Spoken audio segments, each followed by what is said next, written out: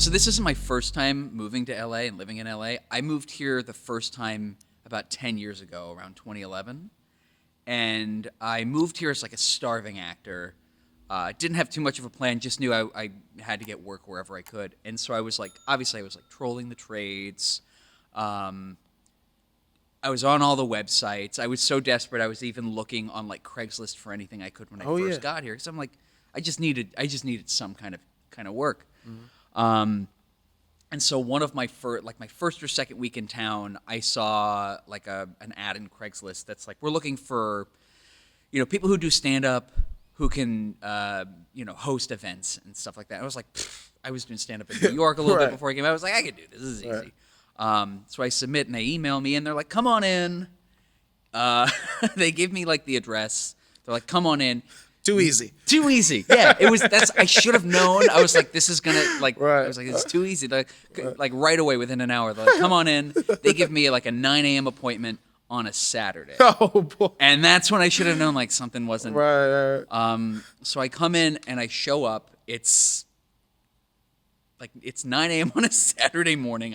I'm dressed up, ready to go, and I can't find the place. I'm like going up and down the block, and I can't. And like the address they gave me doesn't match anything. So I call up. I'm flustered, and I'm like, this is literally like my first audition in LA. Wow.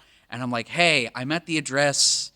I cannot find you guys. And they're like, well, what do you see? And I'm like, well, I'm on Franklin. I see the UCB, and they're like, well, turn around. And if you know Franklin, you know UCB. Yeah. I turn around, and that's when I see the Scientology Celebrity Center. Scientology Celebrity Center. The Scientology Celebrity Center. And like, I wasn't green 10 years ago. Like, I had been auditioning for years in New York. I knew the game.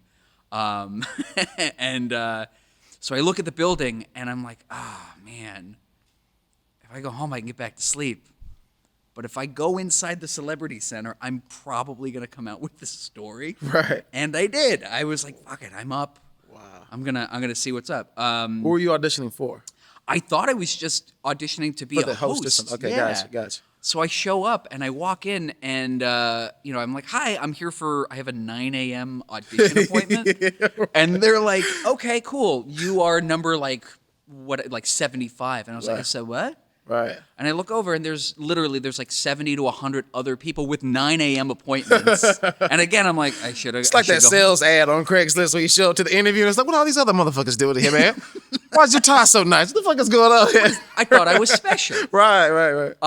And so I'm like, I'm here. Let me just this is going to be, no matter what, this is going to be fun. Right, I'm going to learn something. Right. And are you a Scientologist by any chance? No, sir. Cool. Not yet. This is going to be fun. Okay. So I walk in and they funnel us all into this. They have this huge theater auditorium in there. And then they proceed to make us watch about 45 minutes of videos about Scientology. Wow. Like the whole shebang. What? Did you get a gift card after this presentation? Was over? I should have. I'm definitely on a list somewhere. But they made us watch like easily 45 minutes of videos, and like everyone's looking around going like, okay, we all got rubed. Right. You need members. yeah. And we're like, okay, we're in the building. This is we went a step too far. And then the videos end, and they're like, okay, you're now gonna all do your auditions in front of everyone else, which if you're not familiar, that's not how auditions work. Right. You don't audition for everyone who is also auditioning. Right. Take notes, newcomers to LA. Take notes. That's not how an audition works. So I'm like, all right, I'm gonna get out of here. And they're like, the first 5 people coming up are like Ron, and I'm number 3. And I was like, okay, I'm number 3. I'm gonna wait because I'm number 3. And so the first 2 people are up. I'm in my head. I literally scrapped my entire set that I was gonna do. Yeah. Then do a quick 5 minutes. Scrapped it all, and I'm just rewriting what am I gonna talk about?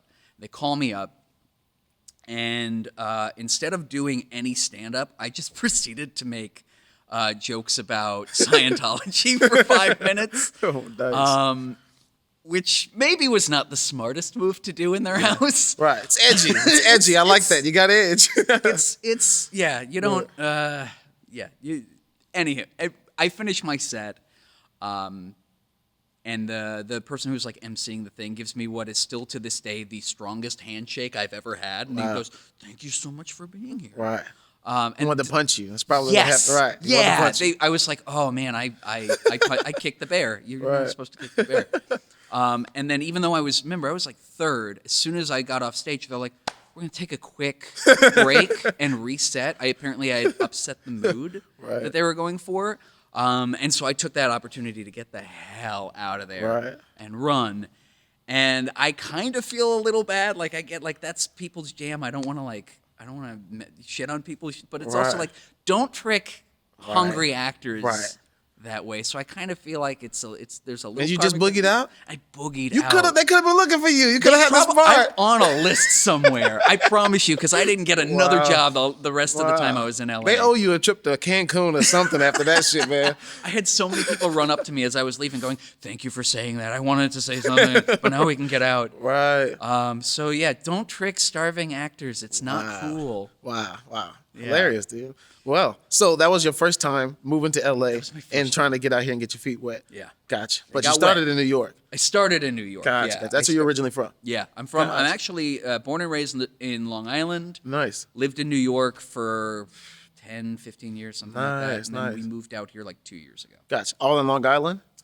What do you mean? In New York. All in, yeah. I lived in Manhattan and Brooklyn for like 10 to 15 Gotcha. years. We were in Brooklyn. I lived in Fort Greene. Nice. I was in Greenpoint. Okay, yeah. Williamsburg had some little comedy, little stuff that used to go on. That's where I started comedy. In New York. Billy In New York.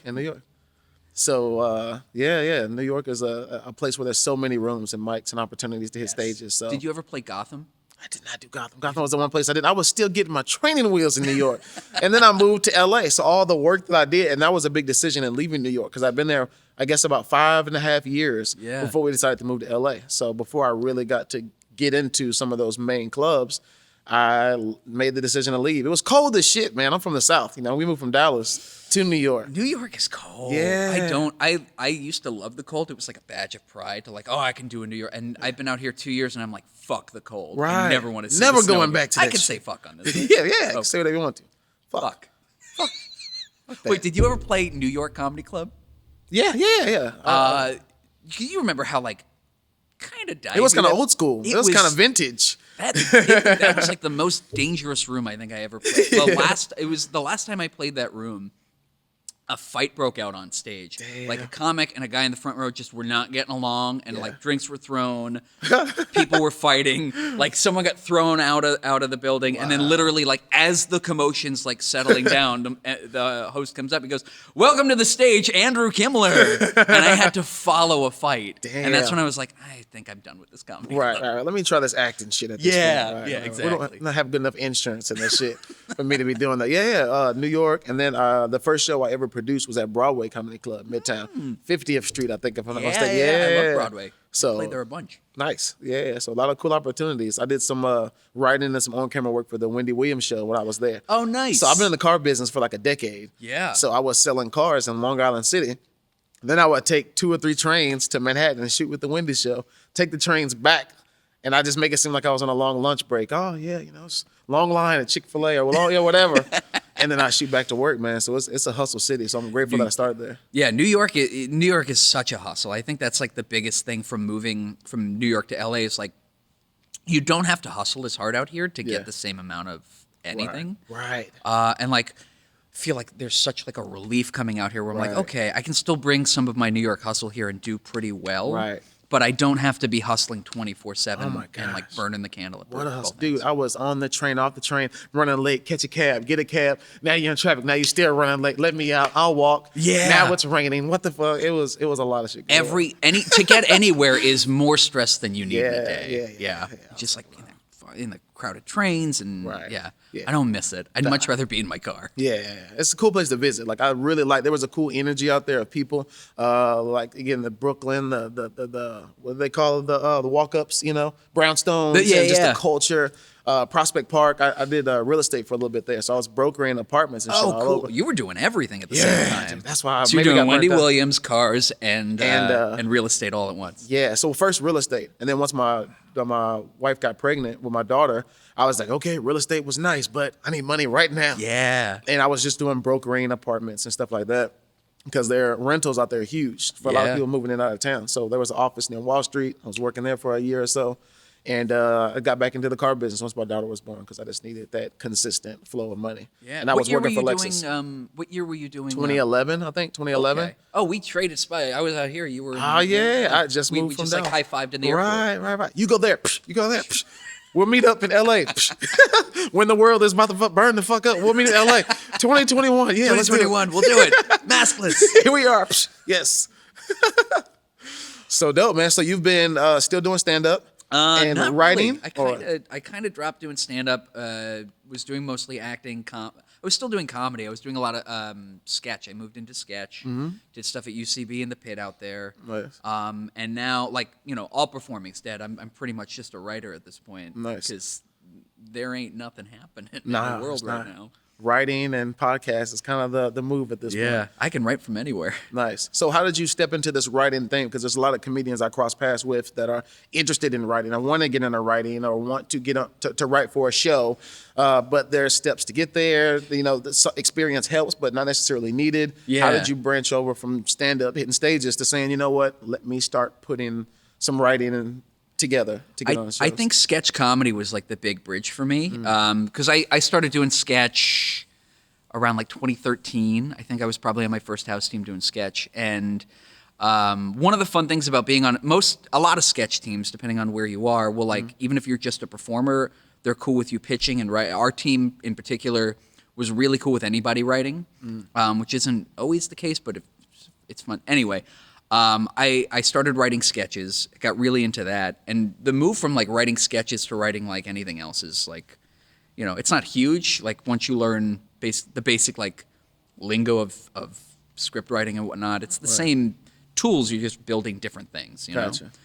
So I started writing. I got into a writers group from there.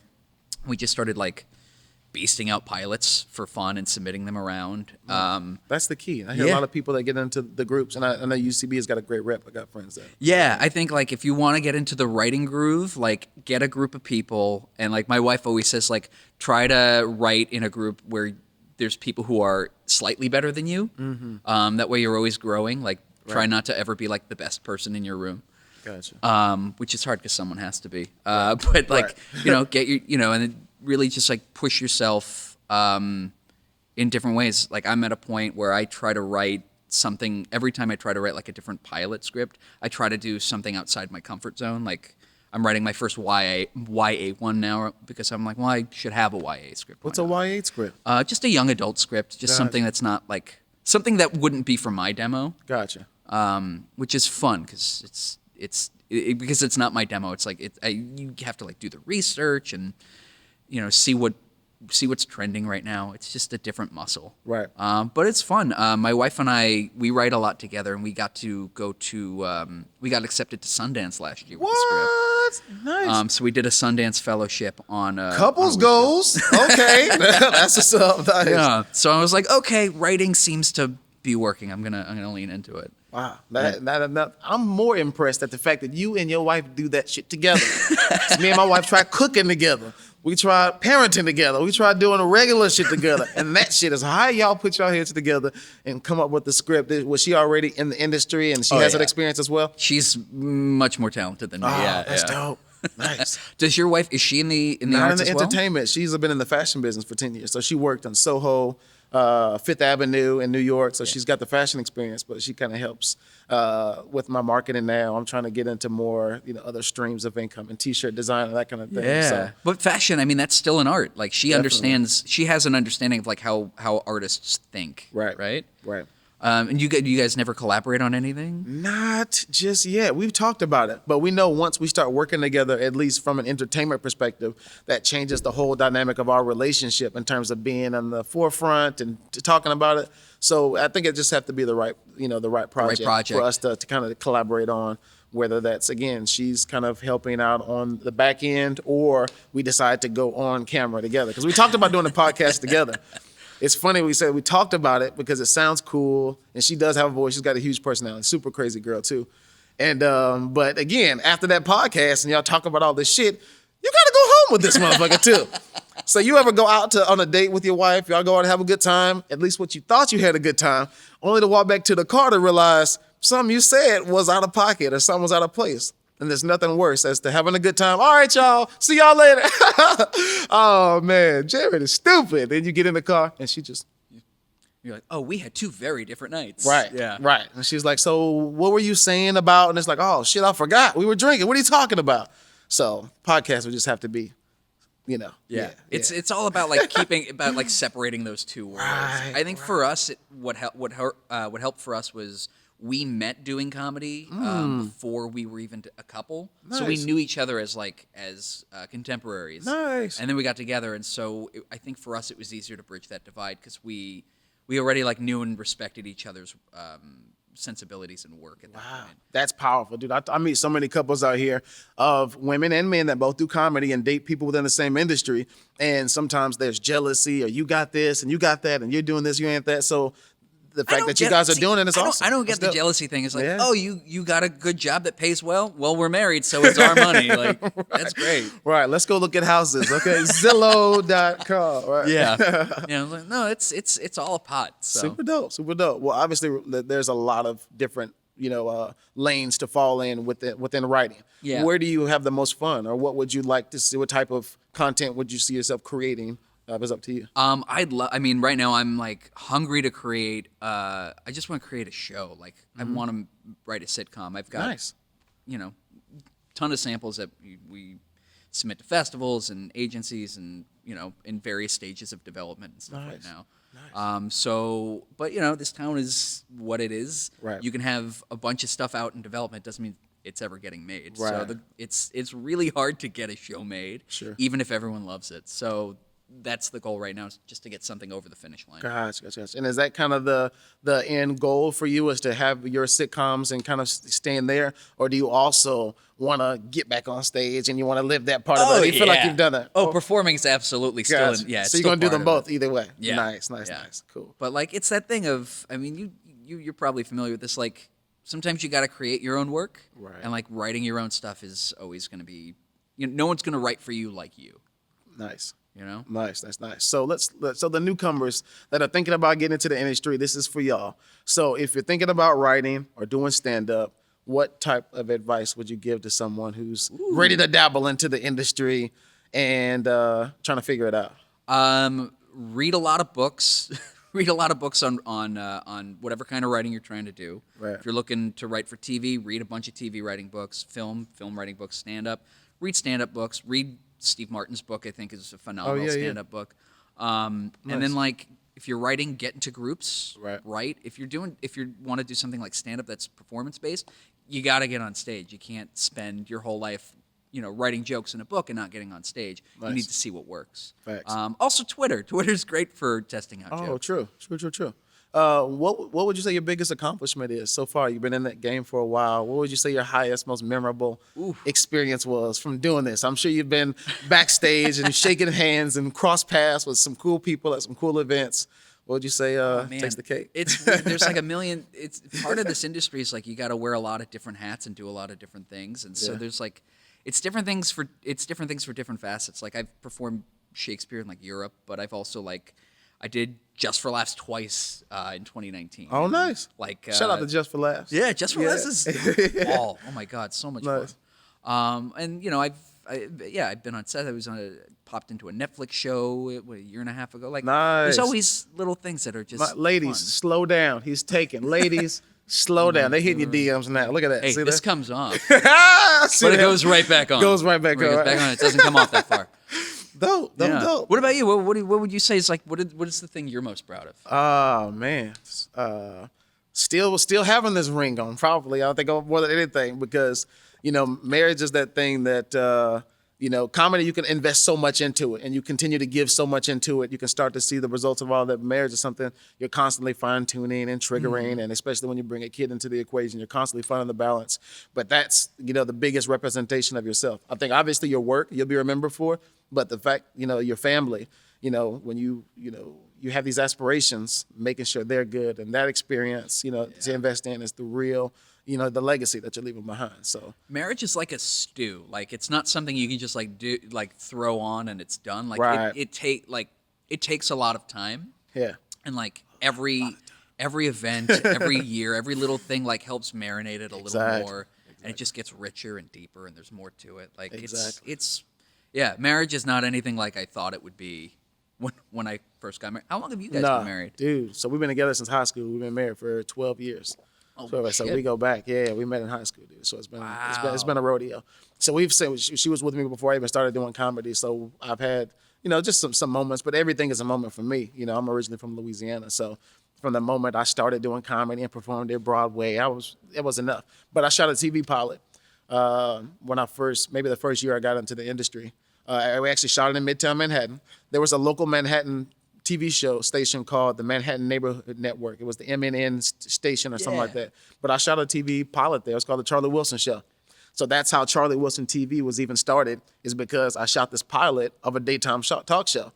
I was like, we ain't seen Montel ass in how many years? Ain't no black TV show. I was like, let's do it. So I shot a pilot in New York, and it didn't really go anywhere from there. But just the fact of putting that out there and that kind of being my first step into the industry, I think was huge. Yeah. So it's a confidence it's like a builder. calling card, Yeah. It's for a lot of first projects, it's almost not about getting it over the finish line and selling it. It's Right. it's that thing that you can show to, people in the industry, or friends or agents, and just say like, this is who you're a product here. Right. Like, let's not mince words. Like in LA, if you're a writer or performer, you're a product. You Right. have to sell yourself.